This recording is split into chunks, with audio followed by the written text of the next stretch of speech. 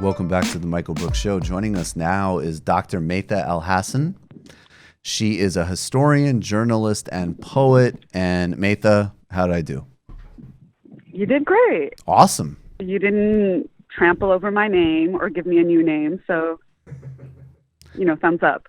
So if you know the work of Marissa Barara-Darin, who is like amazing, and everybody should. She's a brilliant lawyer and historian. She wrote a book called The Color of Money. And I've had her on the show like 3 or 4 times. And she's like, she's great. Like it was to the point where not only was I like butchering, it wasn't like just like, okay, it's the first time on, we don't know each other. It was like, I'd spoken to her on the show multiple times before. We'd exchanged plenty of emails. She was a super good, and I would, every single time we would be about to start, I was like, I got it this time. And then I would be like, Maytha Barine, how are you? What did you say? I should just. Yeah, no, go ahead. I need to add the audio pronunciation on my website. That's a good idea. I'll just have that little tab. That is actually a really good idea. What I try to do, and I think there was some advantage, because what I try to do is if I'm having a guest that I'm going to be concerned about how to pronounce their name, I try to find interviews with them, but you can't trust other Americans. But you were lucky because you had an interview, I think it was like on the South African Broadcasting Corporation. And I was like, yeah, I think that is probably going to be the right way. Well, what's really funny about my name is that Arabs can't even pronounce it because it's not from the region that I'm from, which is predominantly my parents were born in Syria. And that name is a name that really only exists in Qatar and the UAE. So, well, that's exactly why I have trouble pronouncing it. I mean, if you gave me a more traditional Syrian name, I'd nail it. I know. Yeah. I know. Just like my grandfather, you would have a hard time pronouncing it. Exactly. Just like him. Just like him who spoke no English. Exactly. Sometimes I actually feel like I barely speak English in a way. Can you tell me, before we want to touch on what's been happening in Sudan and Algeria, but before we get there, and we played some Malcolm X talking about Africa in the cold open, you're somebody who's actually done a lot of historical work documenting the connections of Malcolm X as a global political figure. And these are 2 countries he visited. These are 2 countries he visited in really pivotal times. And I think it'll also help illustrate the difference of the kind of orders that are falling between like a 1980s kind of like right-wing, religious-oriented, military authoritarian leader like Omar al-Bashir in Sudan versus the kind of sclerotic remnants of a really proud revolutionary movement in Algeria. So can you talk about Malcolm X and his position relative to these places? Yeah, thank you for bringing that up. Malcolm visited the region, so Africa and what people call the Middle East. I sometimes call it North East Africa. Mm-hmm. In 1959 and 1964. We hear mostly about his 64 travels because that was kind of like the Disney conversion story, that he went to Mecca and then saw that everybody was praying together. So the alleged story is that he embraces quote unquote traditional Sunni Orthodox Islam and then becomes colorblind or transcends his vision around race that he inherited from the Nation of Islam. And that wasn't actually true. He went to the region in 1959. He visited Sudan, we know for sure. We're not sure about all the countries that he went to, but Sudan we know because he's mentioned it, that he traveled in 1959. He said, quote, I was impressed the most by the Muslims of Sudan. Their religious piety and hospitality are unmatched anywhere. I really felt in heaven and home there. And he continued to meet Sudanese people in Lebanon and other places he was traveling. And when he wanted a traditionally trained sheikh to come to Harlem to teach some of his remaining congregation, he was adamant about getting a sheikh from Sudan, and that was Ahmed Hussoun, who ended up being the person who buried him when he was assassinated. So he had a deep connection to Sudan in a spiritual, religious sense.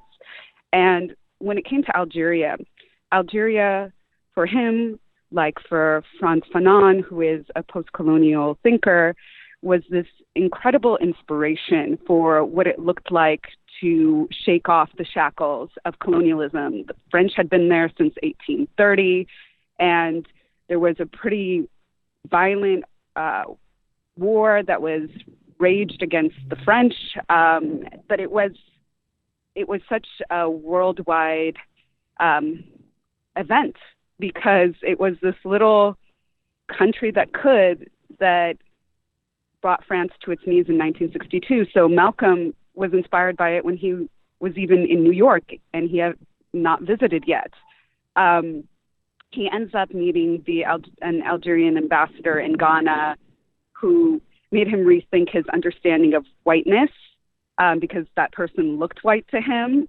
But he realized there was a famous speech when he returns home where he said, when people over there say they're white, it's an adjective. But when people in the U.S. say they're white, it means I'm in power, I'm the boss. Mm-hmm, mm-hmm. So he kind of, sorry, go ahead. So for him, he had this romanticized vision of this moment where most African countries that were colonized by European countries, France and Britain predominantly, were decolonizing. Egypt in 1952, Sudan in 1956, and like I said, Algeria in 1962, and many more examples. But he thought that this was a moment that they could come together and work in solidarity to support each other against the U.S. and against the treatment of Black Americans in the U.S., which he defined as domestic colonialism.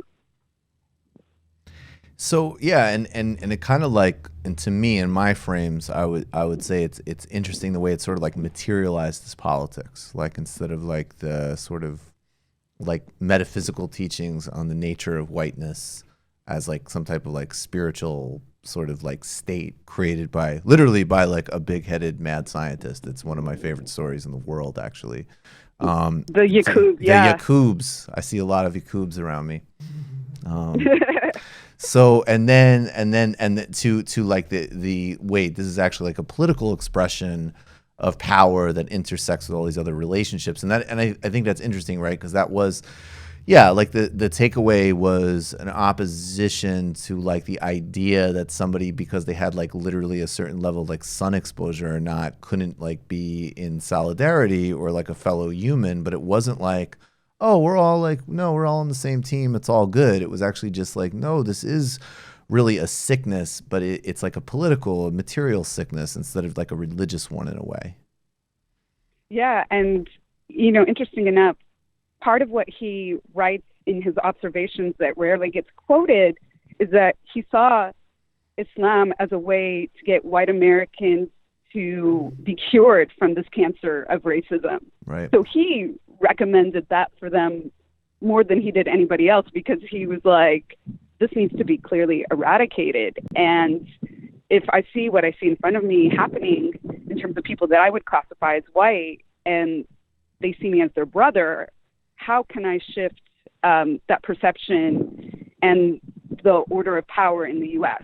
And for him, he really did try to marry Islam and decolonial Pan-African politics.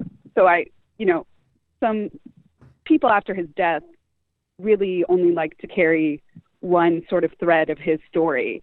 And I think it's multiple things that he was interested in doing. I don't recommend religion in general to many people because it would be hypocritical of me because I'm not religious. But I do recommend Islam to Sam Harris, really strongly. That's something I've advocated for. What my goal in this interview is to be invited to a future tribunal critiquing Sam Harris. Tribunal. So, yes. Now that you use the word tribunal, it will definitely happen. I'm totally into that. You've just watched a Michael Brooks show video, and you can watch all of our full main live shows every Tuesday night at around 7 p.m. Eastern Time, and subscribe to get all of the clips you want. We're covering the globe. We're focusing on international relations, the intellectual dark web. We're having fun. We're doing deep dives. with a lot of amazing guests. Of course, become a patron for the whole thing at patreon.com/TMBS, or subscribe to this YouTube channel and help us keep growing and get that content out there. Subscribe below.